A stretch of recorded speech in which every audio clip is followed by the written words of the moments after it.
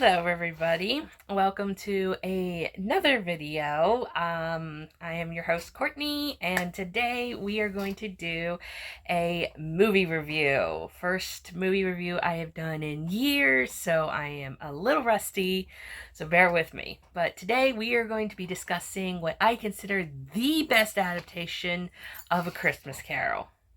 Released in 1951, it stars the talents of Alastair Sim as Scrooge, Mervyn Johns as Bob Cratchit, and Kathleen Harrison as Mrs. Dilber, the lady who would eventually work for Scrooge after working for Marley, I believe.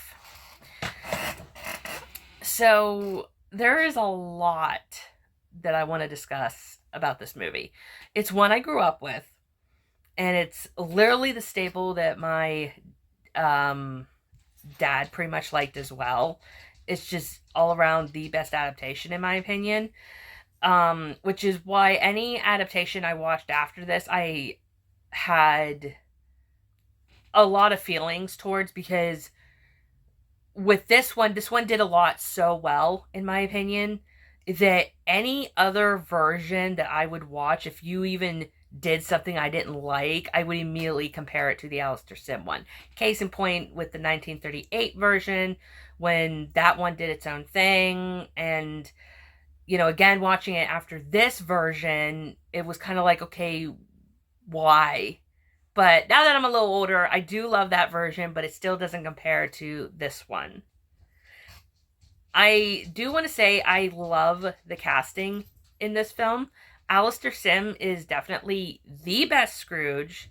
He knows how to do the grouchy part of Scrooge, but he also knows how to be funny. And even his light happiness in certain scenes is just so contagious. I just love it. I love it so much. Even during like the Ghost of Christmas Past, when he's just dancing, when he's watching Fezzy Week, it's like that joy in that moment. It's so awesome. It's so awesome. I do want to bring up a couple of things that this movie has for me personally. Number one, we always compare my grandmother to Mrs. Dilber, because believe it or not, my grandma looked a lot like her. And so every time we see her, we go, there's grandma. The other thing that we noticed was, not really noticed, but the little maid at the end of the film, but she also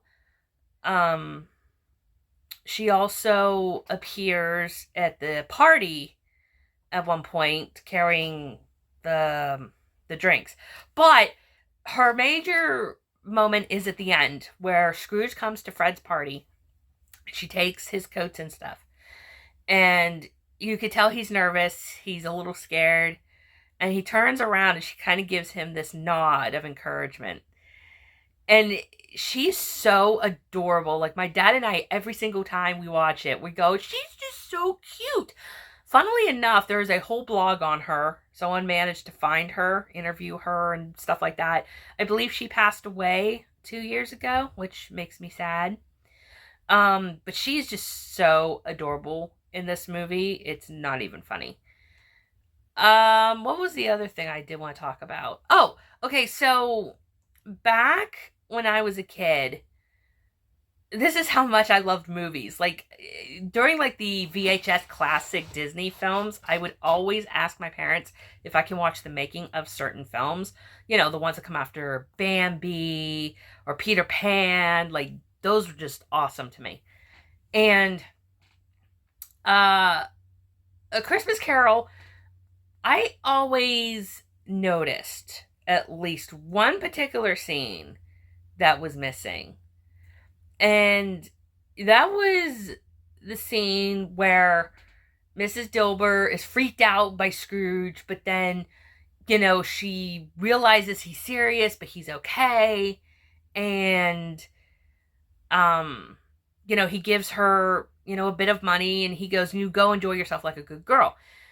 as she goes, "Merry Christmas, Mr. Scrooge, in keeping with the situation." Well, the version we had, which is the VHS version, but then we later got the 2003 DVD version, it literally cuts from that to Scrooge running to the window go, "Oh, merry, merry bells." Well, as a kid, I always thought there was something missing out of that. And it wasn't until I introduced this movie to somebody several years ago that we found the longer version on YouTube. And I'm like, I was right. There was a scene missing from that. But what I didn't know was that there were multiple scenes that were either missing or even less dragged out. And honestly, that made me so happy because I'm like, oh my gosh, I wasn't crazy. Like, this totally was a thing. I'm bummed I didn't get all the stuff that was missing, but knowing that that particular scene was missing and now it's not, I'm really happy with. So this is the version we had growing up. Not the DVD, we had the VHS one, but the DVD version, this is the one we grew up with. And I'm going to link a couple moments in here of what I'm talking about when it comes to certain scenes being missing, because there are some that I wanted to show. But this is the 2003 DVD version. If you want the full version, you want to get this one, the 2012 version. What's great about this one is you actually have awesome special features with this one, including a kind of documentary. Actually, you got a couple, actually. But yeah, definitely get this one. Some versions do have some perks, like this one has the, I think it's 1949 cartoon Rudolph. And I do love that one, but I did buy it on YouTube, so I can actually watch it, anytime I want. But like I said, this one has the documentaries. I did buy another version because I thought it was the full version, which it's not. But that one actually has the 1935 Seymour Hicks version, which I actually rewatched earlier with my dad on Thanksgiving. And it's still a really cute movie. It's not a bad version. I actually had him watch the MGM version too, and he said, oh, it was cute. So he did not mind that one as much as I did. I don't know what else I wanted to really discuss, but like I said, this is definitely the biggest and best version in my opinion. And if you haven't watched it, I highly recommend it. It gives you more in-depth on things that other versions don't give, or that other versions would do later, after. Actually, you might as well say, if you're talking like old movies, this is the first one that actually delved deep into his past, which the other two versions, the Seymour Hicks and then the Reginald Owen one, those two don't delve into his past all that much. The Seymour Hicks cuts everything except for, I don't know if they show the meeting with Belle, I can't remember, but they do a scene where she sees how he's treating these poor people and she leaves him, and then they show her being married and having kids, and her husband's like, well, guess who I seen at the window? And that was all they show of his past. And then in the Reginald Owen one, the only thing they show out of his past is young Scrooge at school, Fan coming to get him, and then it ends with him and a buddy of his working for Fezziwig. But then that's it of his past. This one delves into almost a good bit more. They delve into him at school and Fan coming to get him, the party at Fezziwig's, him meeting his girlfriend and then asking her to marry him, his descending into greed and the change it makes along the way to leading where he is at that moment. And that's probably why I prefer this one more, because it delves more into it.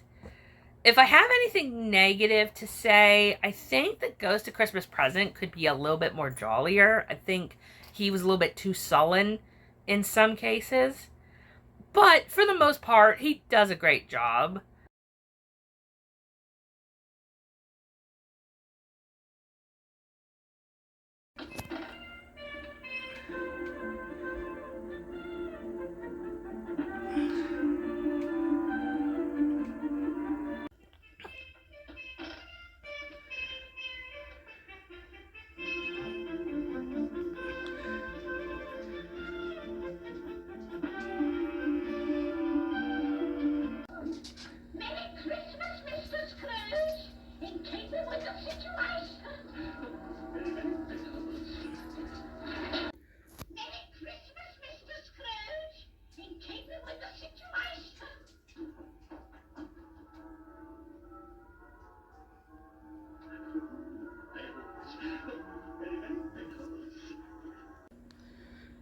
Uncle Ebenezer! Is it too late to accept your invitation to dinner? Too late?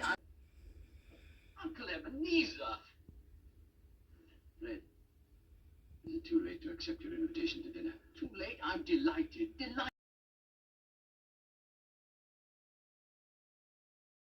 Those are just a few examples that I wanted to show as far as the differences in the versions. And watching them back to back, it's just amazing to me how much they managed to change. I also love the fact that you can notice the differences in the music and even the dialogue volume of the voices. I also want to gush a little bit. I love the costumes in this movie, and I like the female characters. I love the actress that plays Fan. I like the actress that plays Fred's wife. I just think they're just so pretty and in a way so adorable. So I just all around love this version. So that will be it for my 1951 review of Scrooge. I hope you guys have enjoyed this video. Hopefully I wasn't too cringeworthy. Like I said, it has been forever since I've done a movie review, but I wanted to do this one for years. I just never really got the chance to do it up until this point. So I hope you guys have enjoyed this. Let me know in the comments below if you have any ideas of what you want me to cover. Stay tuned though, I have plenty of more content coming this way this weekend and within a couple weeks. So I will see you guys in my next video. Bye. Have a great and wonderful day.